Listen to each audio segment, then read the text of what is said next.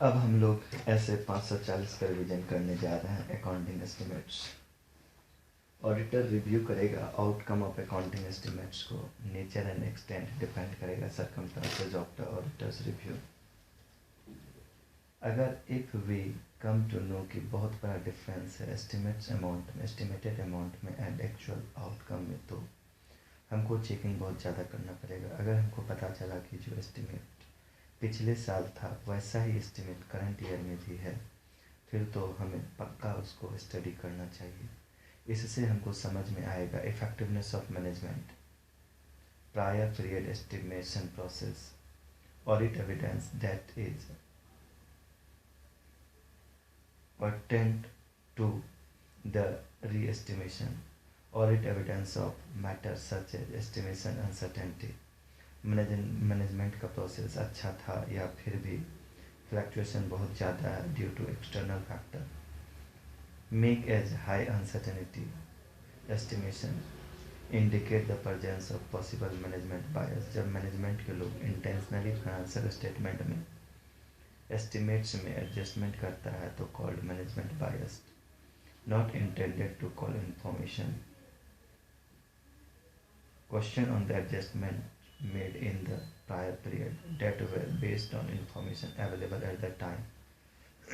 हम पिछले साल के ऑडिट पर सवाल नहीं उठा रहे हैं, मैनेजमेंट पर सवाल नहीं उठा रहे हैं। पिछले साल का ऑडिट हम लोग शुरू नहीं कर रहे हैं।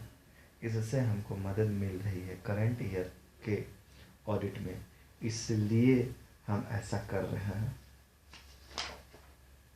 कंपनी में जाओ, कंपनी के सीईओ को बोलो साहब एस्टिमेट्स की जानकारी लेनी है। सबसे पहले कंपनी में ओवरऑल एस्टिमेट्स में दो बातें की जानकारी चाहिए। आपकी कंपनी में कैसे आइडेंटिफाई करते हैं कि कौन सा सिचुएशंस में एस्टिमेट की ज़रूरत है और कौन सा एस्टिमेट्स को रिवाइज करना पड़ेगा। How you identify the circumstances which need estimate and then need to revise specific informations। Specific informations के लिए इंटरनल कंट्रोल को समझना है। You should review PP estimates, prior period estimates. इससे समझ में आएगा कि एक्चुअल में होता है या नहीं है। इससे समझ में आएगा मैनेजमेंट की प्रोसेस बराबर है कि नहीं है। ये भी समझ में आएगा एस्टिमेशन अनसर्टेनिटी कितनी है। जब एस्टिमेशन का एक्चुअल अमाउंट बहुत ज़्यादा वेरी कर सकता है फ्रॉम एस्टिमेटेड अमाउंट से, तो उसको बोलते हैं एस्टिमेशन अनसर्टेनिटी। रिव्यू करो प्रायर पीरियड एस्टिमेशंस को, सिस्टम को समझो और ये भी समझो कि एस्टिमेशन अंडरटेकिंग कितनी है। अगली बार हमने ये रूल बना दिया कि इनके जितने भी लिटिगेशन है उनमें अनसर्टेनिटी ज़्यादा है। अब हम आते हैं अकाउंटिंग एस्टिमेट्स। एस्टिमेट्स का एक फेयर वैल्यू का एस्टिमेट्स करते हैं, एक अदर अकाउंटिंग एस्टिमेट्स करते हैं। फेयर वैल्यू का एस्टिमेशंस कहाँ करते हैं, जैसे इन्वेंट्री का नेट रियलाइजेबल वैल्यू कैलकुलेट करना हो तो उसके लिए फेयर वैल्यू का एस्टिमेशन करते हैं। अगर हमें शेयर बेस्ड पेमेंट करना पड़ता है तो शेयर का फेयर वैल्यू एस्टिमेट करते हैं। रिवैल्यूएशन ऑफ एसेट्स के लिए फेयर वैल्यू का एस्टिमेशन करते हैं। इम्पेयरमेंट ऑफ एसेट्स के लिए फेयर वैल्यू का एस्टिमेशन करते हैं। अदर एस्टिमेट्स जैसे provision for bad and doubtful debts, useful life of assets, method of depreciation etcetera auditors की ड्यूटी किया है।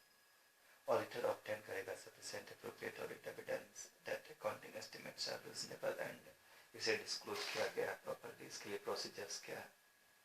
ऑडिटर इंक्वायरी करेगा मैनेजमेंट के साथ। ऑडिटर डिटरमाइन करेगा how they determine items requiring estimates.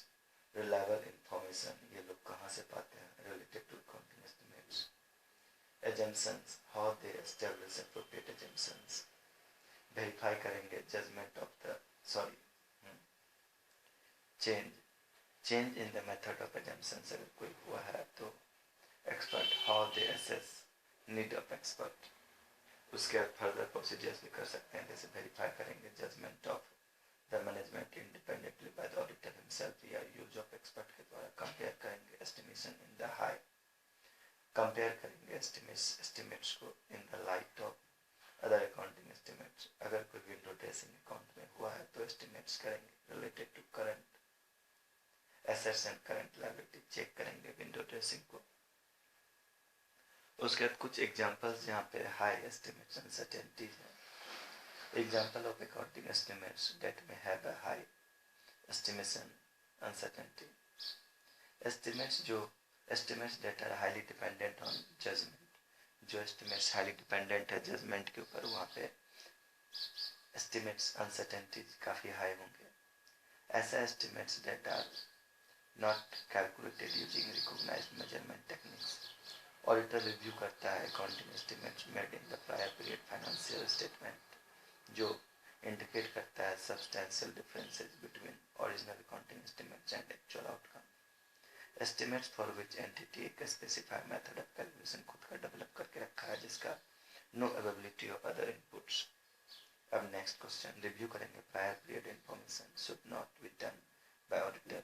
Review of prior period information should not be done by the auditors. Please guide. ऐसा नहीं है, should not be done by the auditor. गलत बात है. As per ऐसे 540, it is mandatory that every auditor review करेगा outcome of prior period estimates को. Actual outcome आया तो कितना आया, अगर नहीं आया तो क्या उसका amount re-estimate किया गया, या review करना mandatory, ये review करना mandatory है. What is decided in the last year, whether it is happening in current year or not. ऐसा करने से समझ में आ रहा है whether I should rely on them or not. उसकी प्रोसेस पर भरोसा करूँ या न करूँ. अंडर रिलायंस मीन्स जहाँ भरोसा नहीं करना चाहिए था, जहाँ भरोसा करना चाहिए था वहाँ भरोसा नहीं किया. ओवर रिलायंस मीन्स जहाँ भरोसा नहीं करना चाहिए था वहाँ भरोसा कर लिया. इसी के साथ आपका ऐसे 540 खत्म होता है अकाउंटिंग एस्टिमेट्स का. Wish you all the very best Vikram. God bless you. तुम्हें ऑडिट में एग्जाम्शन आए. Thank you.